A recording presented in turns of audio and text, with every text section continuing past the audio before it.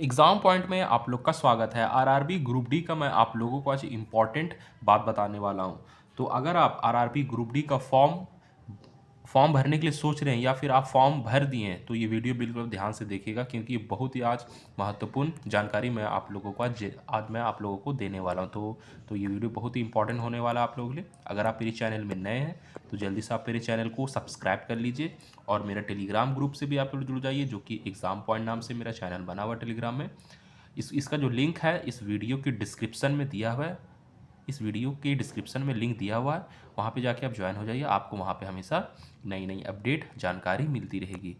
तो चलिए वीडियो को शुरू करते हैं। तो जैसा कि आप लोगों को पता है, इसका जो आपका जो ऑनलाइन रजिस्ट्रेशन है वो आपका 23 जनवरी से शुरू हो चुका है। लेकिन अगर आप ओबीसी एनसीएल कैटेगरी से अगर आप बिलोंग करते हैं तो आपका जो सर्टिफिकेट होना चाहिए, आपका जो डेट ऑफ इशू सर्टिफिकेट होना चाहिए, वो किस डेट का होना आपका बना हुआ होना चाहिए। तो इसके बारे में आपको पूरा डिटेल से बताऊंगा और आपका किस लेवल का बना हुआ होना चाहिए, यानी कि सेंट्रल लेवल का तो बना हुआ होना चाहिए, लेकिन किस ऑफिसर का, यानी कि किस ऑफिसर लेवल से आपका जो सर्टिफिकेट है, किस ऑफिसर लेवल या फिर किस अधिकारी लेवल से आपका सर्टिफिकेट बना हुआ होना चाहिए, आपका ओबीसी एनसीएल सर्टिफिकेट। तो मैं आपको सारा कुछ डिटेल से बताने वाला हूँ इस वीडियो में। तो तो सबसे पहले कुछ इंपॉर्टेंट जानकारी देख लेते हैं कि इसका जो ऑनलाइन एप्लीकेशन फॉर्म का जो आपका डेट है वो अभी 23 जनवरी से इसका ऑनलाइन रजिस्ट्रेशन शुरू हो चुका है और इसका जो लास्ट डेट है वो 22 फरवरी। तो इस डेट को आपको याद रखना है, 22 फरवरी 2025 इसका लास्ट डेट है। तो इसी के थ्रू मैं आपको बताऊंगा कि आपका सर्टिफिकेट कब का बना हुआ होना चाहिए और किस अधिकारी का बना हुआ होना चाहिए। और आपका करेक्शन का भी डेट दिया गया है, जो कि 25 फरवरी से लेकर 6 मार्च तक आपका जो करेक्शन का जो जो डेट है आपका ओपन हो जाएगा आपका ऑनलाइन रजिस्ट्रेशन फॉर्म। तो चलिए मैं आपको ले चलता हूँ कि आपका किस फॉर्मेट में होना चाहिए और किस लेवल से बना हुआ होना चाहिए और किस डेट का आपका जो ओबीसी एनसीएल सर्टिफिकेट है वो किस किस डेट का बना होना चाहिए, किस किस इसका जो लास्ट डेट है वो क्या होना चाहिए। तो आप स्क्रीन पे देख सकते हैं, ये आपका फॉर्मेट है ओबीसी एनसीएल कास्ट सर्टिफिकेट का। तो यहाँ पे आप देख सकते हैं कि आपका जो है यहाँ पे आपका नाम होना चाहिए, this is certified at the Shrimati Kumari, आपका जो भी आपका नाम वहाँ पर होना चाहिए। फिर आपका टाउन, किस टाउन से आप बिलोंग करते हैं, आपका डिस्ट्रिक्ट क्या है, आपका डिवीज़न क्या है, किस स्टेट से आप बिलोंग करते हैं, ये सब आपका होना चाहिए। और ये आपका नॉन क्रीमी लेयर सर्टिफिकेट होना चाहिए। देखिए यहाँ पे साफ क्लियर मेंशन किया हुआ है, this is also to certified at he does not to belong to the person non creamy layer, यानी कि नॉन क्रीमी लेयर आपका ओबीसी एनसीएल सर्टिफिकेट आपका होना चाहिए, ये ध्यान में रखिएगा। और किस डेट का होना चाहिए मैं आपको बता देता हूँ कि इसका जो लास्ट डेट है आपका 22 फरवरी इसका लास्ट डेट है।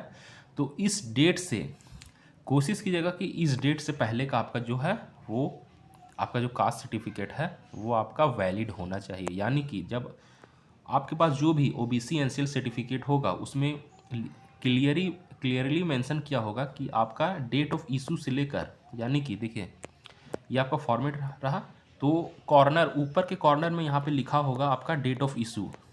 तो डेट ऑफ इशू जो डेट आपका होगा, मान लीजिए इसका 22 फरवरी अभी लास्ट डेट चल रहा है, 22 फरवरी 2025 का लास्ट डेट इसका डेट है। अगर आपका सर्टिफिकेट अगर इशू अगर आपका हुआ होगा 25 फरवरी 2024 को और इसका लास्ट डेट है 22 फरवरी, ठीक है, तो ये आपका वैलिड है।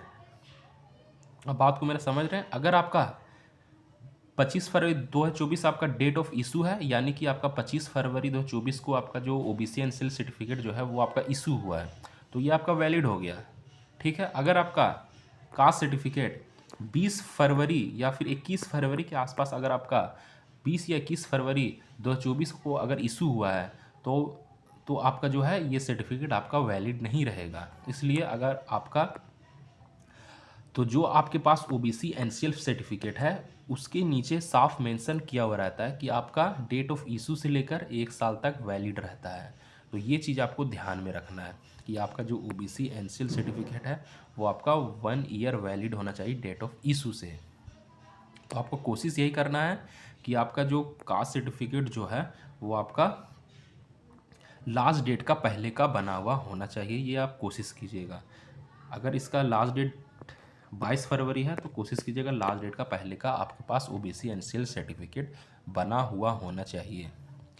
तो अगर इससे पहले का अगर बना हुआ है, इस अगर आपने फॉर्म भर दिया और आपने ओबीसी एनसीएल सर्टिफिकेट अगर आपने अप्लाई कर दिया है तो वो आपके लिए बनाना बिल्कुल बेकार होगा, बिल्कुल वेस्ट जाएगा और आपका फॉर्म भी बर्बाद हो जाएगा। इसलिए इस डेट से पहले आपको बना लेना है, 22 फरवरी 2025 से पहले, तभी फॉर्म भरिए। अब बात करते हैं कि किस लेवल का होना चाहिए और किस अधिकारी का होना चाहिए। मैं आपको बता देता हूँ कि आपका सेंट्रल लेवल का होना चाहिए, याद रखिएगा। स्टेट लेवल का नहीं चलेगा, आपका सेंट्रल लेवल का चलेगा। और किस किस अधिकारी, किस किस ऑफिसर लेवल का होना चाहिए। आपका डिस्ट्रिक्ट मजिस्ट्रेट चलेगा, additional magistrate, collector, deputy commissioner, additional deputy commissioner, deputy collector, collector, first class deputy magistrate, sub divisional magistrate, taluka magistrate, executive magistrate, extra assistant commissioner. तो ये आपका चल जाएगा। तो ये आपका हो गया। फिर आपका chief presidency magistrate, additional chief presidency magistrate, presidency magistrate. आपका रेवेन्यू ऑफिसर जो कि तहसीलदार रैंक से नीचे नहीं होना चाहिए। और आपका सब डिविजनल ऑफिसर का भी आपका इस लेवल का चल जाएगा।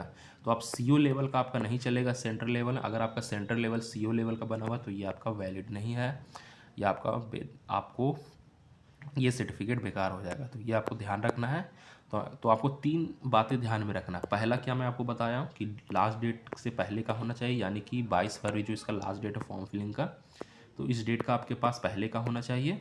और दूसरा बात कि आपका सेंट्रल लेवल का होना चाहिए और किस अधिकारी का होना चाहिए मैं आपको बता चुका हूँ, जैसे कि एसडीओ हो गया, डीएम हो गया, ये सब स्क्रीन पे जो आप देख रहे हैं। तो ये रहा पूरा डिटेल आप लोगों के लिए। अगर आप फॉर्म भरने के लिए सोच रहे हैं तो इस वीडियो को आप ध्यान से फिर से एक बार रिपीट कर लीजिए, फिर से आप देख सकते हैं मैंने क्या क्या मैं आपको बताया हूँ। अगर आपने फॉर्म को फिलअप कर दिया, जब आपको करेक्शन के लिए मौका मिलेगा तो वहाँ पे आप करेक्शन कर लीजिएगा। तो ये रहा आप लोगों की पूरा डिटेल। तो इसी तरह आप मेरे चैनल से हमेशा नई इन्फॉर्मेशन, नई अपडेट लेना चाहते हैं तो आप मेरे चैनल को सब्सक्राइब कर लीजिए। और मेरा टेलीग्राम ग्रुप से भी आप लोग जुड़ जाइए, जो कि एग्ज़ाम पॉइंट नाम से है। इसका जो लिंक है इस वीडियो की डिस्क्रिप्शन में मैं डाल दिया हूँ, वहाँ पे जाके आप ज्वाइन हो जाइए। वहाँ पे आपको हमेशा गवर्नमेंट एग्ज़ाम वैकेंसी के बारे में नई नई इन्फॉर्मेशन मिलती रहेगी। तो फिर मिलते हैं नेक्स्ट वीडियो में।